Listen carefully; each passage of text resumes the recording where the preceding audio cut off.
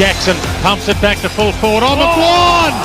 What a leap, what a mark. Martin's got it, 40 out, big swinger. Oh, this has got good guys written all over it. Top of the square, Vickery, marked played on goal. Revolt, big grab. Jack Revolt plucked it beautifully. To the push-up King, Jake King. Jake King has a shot at goal. He kicks his third. The little man, full of spirit, has nailed another one for the Tigers. Well, the Tigers were the stars of round 10 with their massive win over the Eagles over in Perth, Dwayne, to push them up to 6th on the ladder. And they look like the big improvers potentially in the second half of the season. All that will go to naught, though, if they lose to Adelaide this Saturday at the MCG. It's a big game coming off the bye. And Damien Hardwick, the coach of the Tigers, is with us on 3RW. Welcome again, Damien. Jared, Dwayne, how are we? We're pretty good. I guess you're coming out of bye territory. The psychology of the bye has been, done and dusted about 14 different ways. How do you do it at the moment? What was your approach? Oh, we sort of pretty much gave our players the time off straight after the game. They had some country visits that they had penciled in, but then we did our review from the West Coast game on the Monday, so then we went into a normal week. So we pretty much kept it as stock standard as we could. They haven't had a bye, so do you think that's going to be advantageous for them and you have to sort of get your guys to get their minds back on track, or do you think it's actually so much overthought in the media that it's not really much of an advantage or disadvantage? Yeah, I think it's probably the latter, Dwayne. We just go about our business and, we train, reasonably well because we're fresh from a break, so we've just got to make sure we take that intensity into the game this week. And you've only got to look at Adelaide. They were really disappointed in their performance last week, so I've got no doubt they'll come out firing this week. It'll be a very good game at the G on Saturday. Your run and carry and your short game decimated the Eagles. Is it now a matter of picking your style to beat the opponent, or have you really got your A plan and you're going to stick with that essentially most weeks? Yeah, it's a little bit of both. We certainly have an A plan, but there's certain tweaks with regard to certain opposition where we go into a different phase of play. But, I think most sides have a general stock that they roll out week in, week out, and then they sort of see how the opposition counter that and then roll into a different phase. So we're probably no different to any other side. And probably the thing that's been a little bit disappointing this year, we just haven't had our offensive game up and going to the level that we'd like. It was probably the second time this year. I think the Bulldogs game was the other game that we certainly got it up and going to the level we consistently want. But we certainly haven't been playing anywhere near the footy we think we're capable of playing until last week.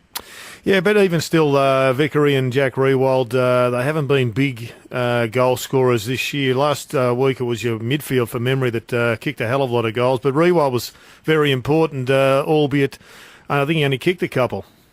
Yeah, he did. I think he only kicked 2, but it was an outstanding game for him. He was very, very good up the ground, certainly created space for Ty, and as you said, the smaller players to kick those goals. It's funny, the game of footy these days, it's such a roaming pack sort of thing with regard to where you want your matchups to play, and, you're trying to counter the opposition as well. So very, very, very rarely is Jack, who is probably a genuine full forward, has actually played full forward this year. So, he's had a terrific season, and probably Ty's had his best season for a number of years as well. So we've been really pleased with the output of those two guys. Brenton Sanderson floated today that he may push Patrick Dangerfield back to the half-back flank.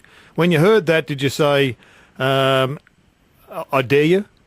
Yeah, a little bit, because it certainly means you may be playing up forward. But look, I think he'll go there at stages, probably for 3 to 4 minutes a quarter. Most sides are going through that at the moment. We see Geelong do it regularly. We've had Deledio, we've had Dustin Martin, Cochin across half-back at various stages as well. So just with the amount of midfielders that needed in this day and age of the footy, you sort of need to train them to play across that half-back role. So, I think you'll see more of it, as the season progresses as well. And the thing is that those sort of players, like Dangerfield's a wonderful player, and if he gets the ball in the half-back line, he's very, very damaging. So we'll certainly have our hands full if he does go there.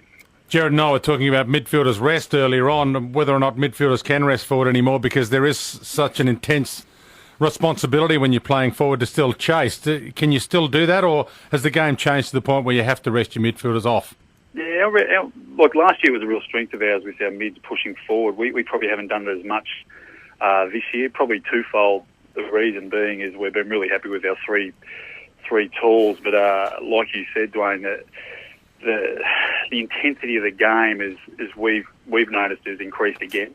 So our guys really, instead of resting forward, like you said, we don't really want them chasing and tackling. Well, we do, but if we want to get the full effect of them playing midfield, they really have to come off the ground for that 3 minute spell that they require. So we've probably, to a degree, had our guys resting less up forward this year as compared to last year. And your assistant coach, Mark Williams, would you allow him to take another coaching job if one popped up somewhere?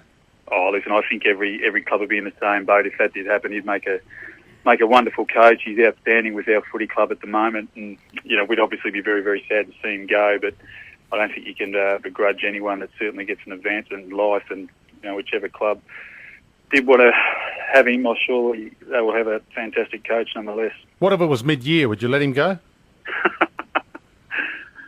That's a very good question, Dwayne. I'm not sure. I haven't really thought about that one. Thanks for that. I won't sleep tonight. That's great. No worries. Right. No, I appreciate you joining. I wasn't trying to back you in a corner. I deliberately didn't mention, what job. But I was just curious to know because I think you would make a fantastic coach as well. Somewhere. Somewhere. One final one from me, Damien, after Dwayne backed you into the corner. The dream time of the G game was the game that preceded the phone call from Jeff Geeshan to James Hird talking about the change in interpretation, only going to play the absolutely obvious free kicks. Did you get a similar phone call? Someone mentioned that to me today, actually. I didn't. It's a little bit bewildering, I suppose. But look, we've certainly got an open dialogue with the umpiring department at all times. So it's whether or not it was initiated by Essendon, I'm not too sure. The umpiring department, if we make a phone call, they certainly respond and come back to us. So, look, I don't think there was anything untoward, and I just think it might have been a phone call maybe initiated by Essendon that they responded. So, look, at the end of the day, that had nothing to do with the result. We were incredibly poor and probably our worst game for some 2 years, I think, that night. So, from my point of view, it was a non-issue. Looking forward to seeing you on Saturday, Damien. Thanks for your time. It should be a cracker, and we appreciate you joining us. Yeah, it's a big game, and if we can get as many Tiger supporters there as we can, it'll be a great result for us. So absolutely, Tiger fans. Get along to the G, show your support, and if you haven't bought a membership yet, the Tigers have still got 3-game memberships on their website. Just log on, click on the links, and you can get your 3-game membership before the membership deadline ends.